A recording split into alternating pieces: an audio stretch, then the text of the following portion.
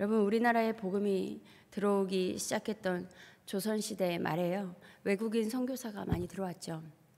그리고 의료와 교육을 통해서 전도를 했고요. 그렇게 해서 예수님을 믿게 된 사람들과 예배를 드리기 시작했습니다. 이때 양반들도 예수를 믿었고 백정들도 예수를 믿게 되었어요. 그런데 당시 양반과 백정은 천지 차이였죠. 양반은 말 그대로 귀족이고 백정은 소나 돼지를 잡는 도살자들로 천한 직업에 속해서 노비보다 천대를 받았습니다. 그래서 사람들과 섞이지 않는 외딴 곳에서 살았어요. 그러나 당시 양반도 백정도 모두 예수를 믿게 되었는데, 외국인 선교사는 양반하고 백정 이런 거 할 것 없이 모두 함께 예배를 드렸습니다. 이에 대하여 천한 백정과는 예배를 드릴 수 없다고 하면서 양반들이 들고 일어났어요. 그래서 선교사는요, 하나님 앞에 사람은 차별 없이 모두 똑같은 존재라고 하면서 양반들의 의견을 받아들이지 않았습니다. 이에 양반들은 선교사의 의견을 따를 수 없다고 해서 예배에 참석하지 않았어요. 그러나 얼마 지나지 않아서 결국 양반들도 마음을 돌이켜서 돌아왔어요. 그리고 백정들과 함께 예배를 드렸습니다. 이때 백정 중에서 박성춘이라는 분이 있었는데, 이분이 콜레라에 걸려 다 죽게 되었을 때 아들 이 봉출의 부탁으로 인해서 무어 선교사와 에비슨 선교사가 아버지를 치료하러 왔어요. 당시 에비스는요, 고종의 건강을 점검하는 의사였습니다. 그런데 이 백정인 박성춘은요, 왕의 건강을 돌보는 의사가 천한 자신까지 치료해준 정성에 감동해서 예수를 믿기 시작했습니다. 그리고 후에 이분은 장로님이 되셨고요. 아들 봉출은 커서 의사가 되었어요. 이렇게 예수님은요, 빈부귀천을 차별하지 않는 분이십니다. 예수님은 자신을 믿고 의지하고 도움을 간구하는 모든 자에게 차별 없이 그리고 아낌없이 은혜와 긍휼을 베푸시는 분이시죠. 오늘 본문은 욥바에서 베드로가 무두장이의 집에 머물렀다고 말씀하고 있습니다. 이 베드로가 욥바에 이르게 된 경위는요, 이제 얼마 전에 예루살렘에서는 스데반의 순교가 있었어요. 그 이후에 교회의 핍박이 시작되었습니다. 이때 사도 외에는 그리스도인들이 사방으로 흩어졌어요. 그런데 사마리아 지방에도 말씀을 받았다는 소식을 듣고는 베드로와 요한이 사마리아로 갔습니다. 그곳에서 성령 사역을 한 이후에 베드로가 사방으로 다니다가 루따에 가서 8년 동안 중풍병으로 누워있는 애니아라는 사람을 예수님의 이름으로 일으켰어요. 그리고 근처 욥바에 다비다라는 여제자가 있었는데 병들어 죽게 된 거예요. 그렇게 된 것을 사람들이 루따에 베드로가 있다라는 말을 듣고는 베드로에게 사람을 보내어 욥바에 속히 와달라고 간청을 했습니다. 그렇게 베드로는 욥바에서 죽은 다비다를 살리고 난 후에 여러 날 더 머무르고 있었어요.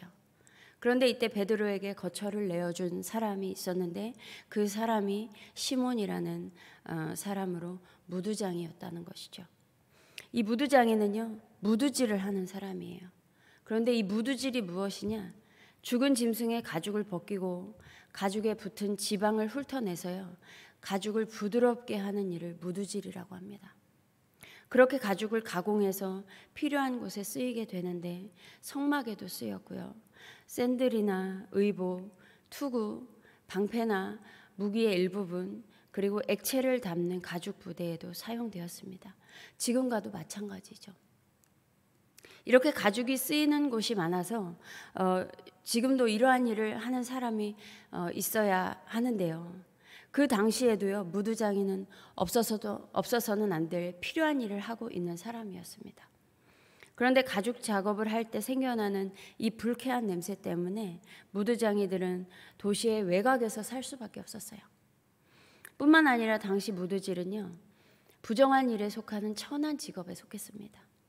왜냐하면요, 무두질은 죽은 동물의 사체를 만지는 일이잖아요. 레위기에서 보면 사람이 먹을 수 있는 부정하지 않는 동물, 그러한 것이든 먹을 수 없는, 하나님께서 먹지 말라고 하신 이 부정한 동물이든 어떤 것이든 죽은 동물의 사체를 만지면 부정해진다는 그러한 말씀을 하고 있기 때문에 무두장이는 부정한 직업에 속하는 것이었습니다. 그런데 무두장이는 이 무두질을 매일같이 해야 하잖아요. 그러니까 매일 부정한 사람일 수밖에 없는 것이었어요. 이렇게 부정한 사람에게 가까이 가고 싶은 사람은 거의 없죠. 그래서 사람들과 더 떨어져 살 수밖에 없었습니다. 그런데 베드로가 그 무두장이의 집에 머물고 있다는 것이었어요. 이 베드로가 예수님을 만나기 전에는 어땠는지는 잘 모르겠지만요. 예수님 공생의 기간 동안 예수님을 따라다니면서 예수님이 이 땅에서 어떻게 살아가셨는지 많은 것을 봤던 사람이었습니다. 예수님은 세리와 죄인과 함께 식사도 하고 친교를 나누셨던 분이셨어요. 이때 바리새인들은 예수님을 보면서 세리와 죄인의 친구라고 조롱하고 손가락질했지만 예수님은 그러한 것에 개의치 않았습니다. 오히려 그러한 바리새인들에게 건강한 자에게는 의사가 쓸데없다. 병든 자에게라야 쓸데있다. 너희는 가서 내가 긍휼을 원하고 제사를 원하지 아니하노라 하신 뜻이 무엇인지 배우라. 나는 의인을 부르러 온 것이 아니오 죄인을 부르러 왔노라 라고 말씀하셨습니다. 이 당시 율법을 잘 알고 있고 스스로 경건하다고 자부하고 있는 바리새인들에게 예수님은 정말 중요한 것이 무엇인지 배우라라는 일침을 놓으셨습니다. 예전에 어떤 선생님이 그러셨어요. 학생이 공부 잘하는지 못하는지 알 수 있는 방법은 책을 보면 알 수 있대요. 어디다 줄을 그었는지 보면 알 수 있다는 것입니다. 그리고 제가 학교 다닐 때 어떤 교수님이 그러셨어요. 답안지에 길게 썼다고 점수 안 준다. 정말 중요한 내용이 들어가 있어야 한다. 그 내용이 있어야지만 점수 준다라고 하셨어요. 그러나 이 바리새인들은요. 어릴 적부터 열심히 율법을 배우며 자랐지만 정말 중요한 것은 놓치고 있는 것이었습니다. 그러므로 우리의 삶에도 제대로 밑줄을 그어야 합니다. 그래서 반드시 중요한 것을 담고 있는 사람이 되어야 해요.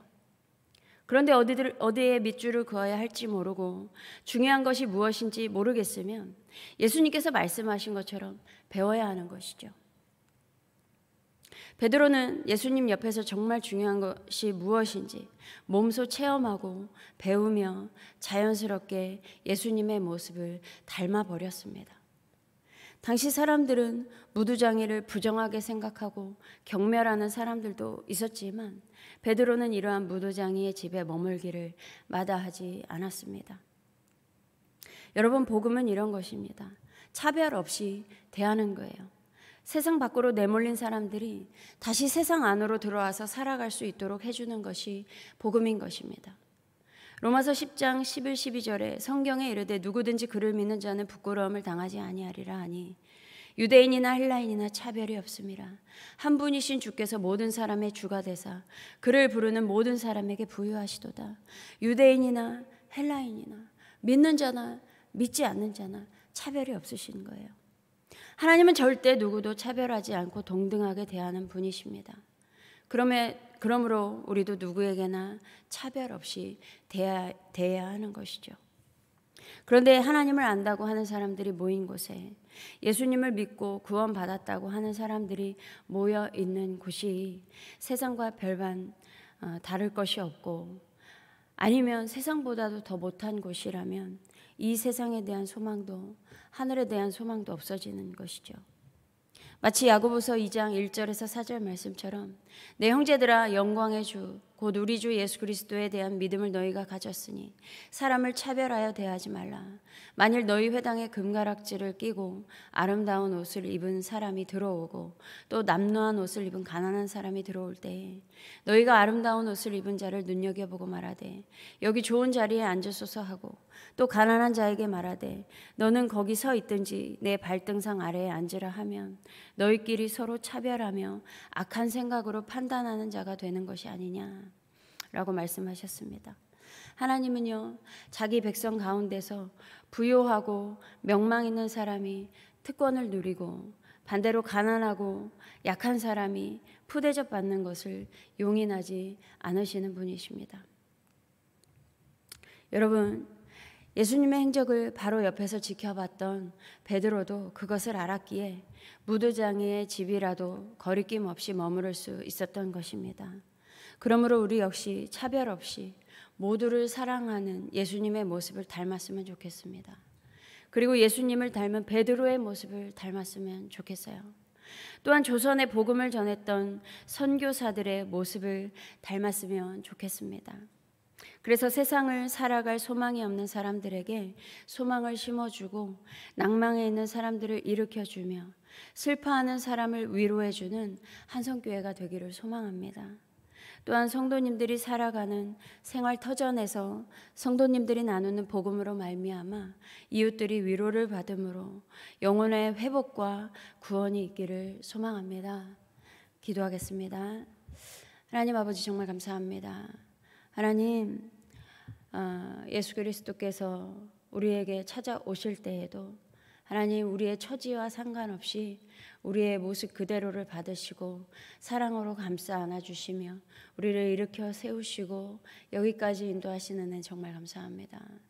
하나님, 지금도 변함없이 차별 없이 이 세상을 바라보시고 영혼들을 사랑하시는 하나님의 그 마음을 본받게 하시고 그 행적을 따르게 하시며 그 행적을 따랐던 믿음의 선배들의 그 모습을 배우게 하셔서 정말 우리 또한 차별 없이 영혼들을 대하게 하여 주시옵소서.